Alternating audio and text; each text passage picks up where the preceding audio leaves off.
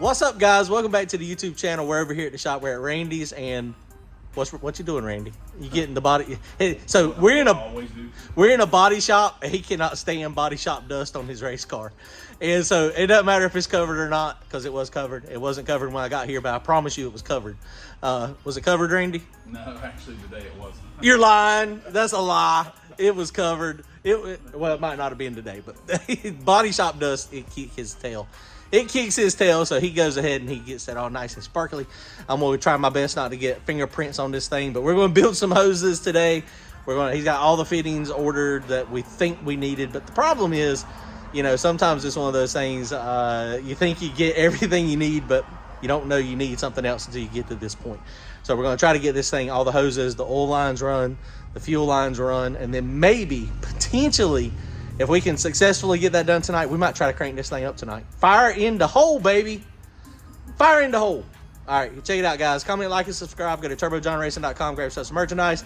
We're going to be racing this weekend, at least testing tuning at Thunder Valley. They're doing a back of the track race, so we got some work to do on my suspension. We're going to go over all that stuff a little bit later. I think I figured out what we've been doing wrong. I made a post on Facebook. Got a lot of good positive comments, a lot of people that know a lot more about it than I do, and we're going to see if we can figure this thing out. All right, guys, later.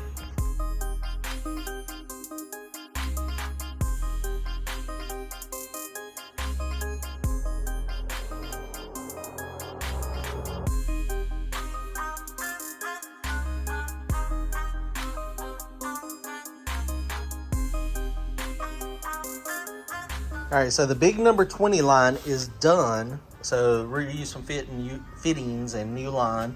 So that is pretty flat across the bottom. The little 45 gets it direct from the K member. Works out perfect. So that's gonna be good. This line right here, we already had done up the other night when me and Courtney and Randy were here and happy. So that line is done. So that is where that's gonna be. We gotta remake this line. This line actually had a kink in it, so we gotta do that. It's got screw-in fittings into the fuel rails. So these are number 10 lines that screw in here. And I've got number 12 because that's what we feed it with. And if you look down in there, well, first, if you look at the outside of the fitting, it wouldn't screw in because it's a number 12. And you can see how it just hits that. I told Randy we're going to have to grind on his billet intake. He was not happy. So the other solution was to grind this. And now this is O-ring. And so basically we just had to clear that so that it would clear on that taper down there. So it's actually about the right taper. It doesn't look too bad. It's not, you know, perfect, but it is what it is. It will be fine and it will work. So we're going to have number 12. Now this is a number 12 to number 10. So you see that step in there. So I don't like that step, abrupt steps. It's got a little bit of a taper to it, but I'm gonna go in there and make that taper just a little bit bigger. The inside of this fuel rail is huge. I mean, I can stick my whole finger in this fuel rail, but of course that's way bigger than the number 12 here. But if it tapers down to a number 10, then potentially we're gonna have some issues. Now the return is gonna be a 10, but that's okay because most of the fuel is gonna be going in the engine and it's not gonna be coming out this side. But I don't want to restrict this. Ideally, I wish this was welded on there, and that would be a true number 12. The inside of this line is bigger, like I was saying. So, you know, it's a choke point. It reduces it down in here, and then it's got to fill this whole volume up. So, I mean, it is what it is. I think it'll be fine. If we have any fuel delivery issues, then we'll chop this off and take this rail off and have somebody weld this fitting on. It is a competent welder. I mean, that would be easy to do.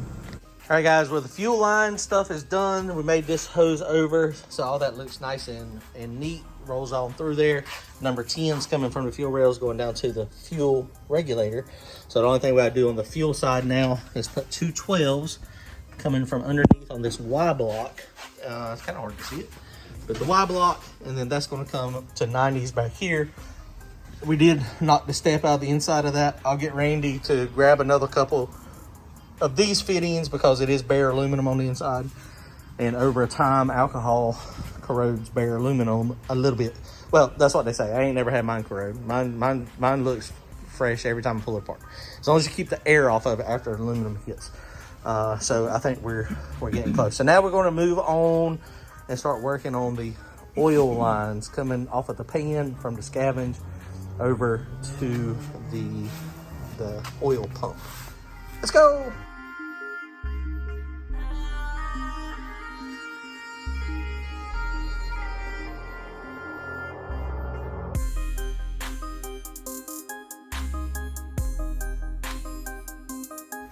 All right, guys, we're making progress, but it ain't pretty. Car is 100% not starting tonight. That is a negative. We got these lines running down here. The 90 degrees that we were trying to do actually did not work at all. It did not even come close. But Randy had some 120s, and the 120s, I think we're going to end up having to. This is all pretty close. It's on there though. So we got the scavenge. We got this one. This is the oil returns, of course, from the pan. It goes into the scavenge. The front scavenge up here. We've got this one going to the turbo. So the turbo is higher than the actual everything. So we shouldn't have any smoky turbos again this year. So now they're putting the primer line on. So that's what Randy's hooking up there now. And then we got to take this scavenge out. Basically, this is pulling from the turbo, the pan, and the scavenge out will go to the top of the dry sump tank.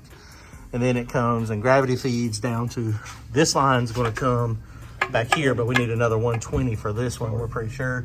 That's going to come here on this pressure inside. And basically, and then the pressure out will go here. That will go up to the filter, and then we're going to have to come back around and then get in this port here on the block. Man, running these lines is a maze. Luckily, Donald's got some plumbing experience. I was about to throw in the towel on this crap back here, but now we're getting closer. We did have to, he's going to get another belt. We got some room there, but you can see the pump is pretty close to everything, to the headers. Jason couldn't drop it down anymore because of the steering stuff. Right. So we're getting closer. We got a few more lines we're going to build tonight, and then we'll be missing a few fittings. All right, guys. Well, we're making progress. We're almost done for the night. Like I said, we got a lot. We got 2 fittings. We got 4 fittings, 6 fittings.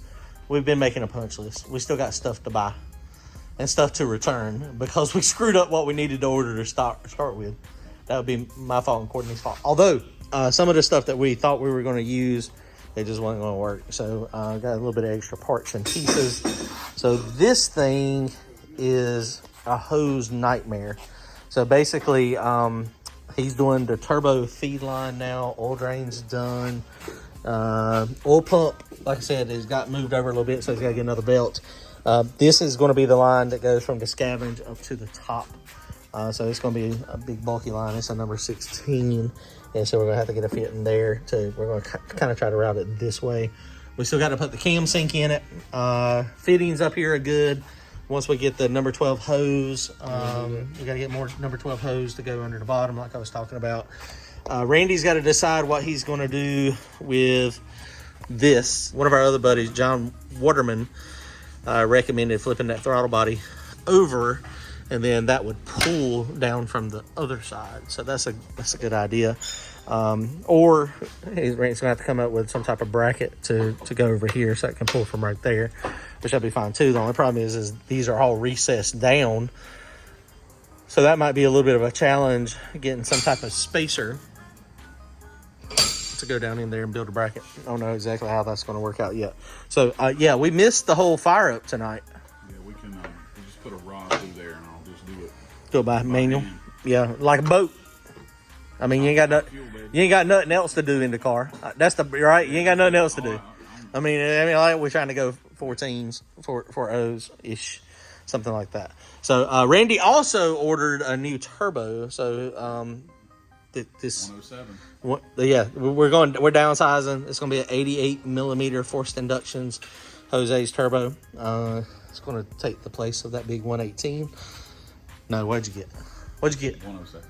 Did you get a 107? No, you didn't get a 107. 122. 122? Good.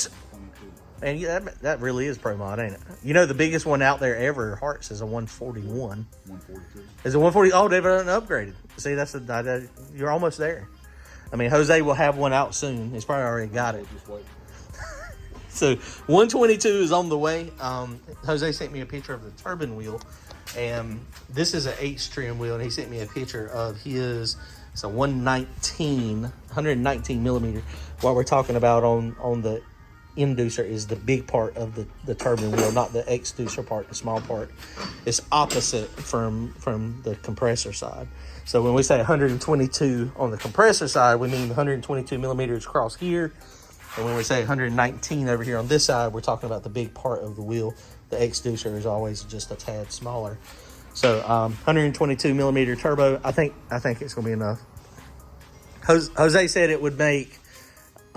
He said the 118 will make more than the Precision 118, and he said the 122 will make about 100 more than the 118 that he has. So, and that's, I mean, maxed out, of course. So, I mean, you know, we ain't gonna be. We'll probably never. I don't know if we're gonna be there or not. So, but we got the capability to be there if we need to. We need to. If Randy says, "Let's blow the heads off of it," that's his famous last word. When I go, "Oh God, here we go." Here we go. All right, guys, comment, like, and subscribe. We'll see y'all soon. We're racing this weekend in Thunder Valley. It's going to be a nice day at the track. Come see us. Come hang out if you're close by. Oh, yeah, he's got a Nitro Harley. No, not Nitro. He's got a He's got a turbo alcohol Suzuki with a carbon fiber fender that Randy's fixing to fix. All right, guys, later. See y'all.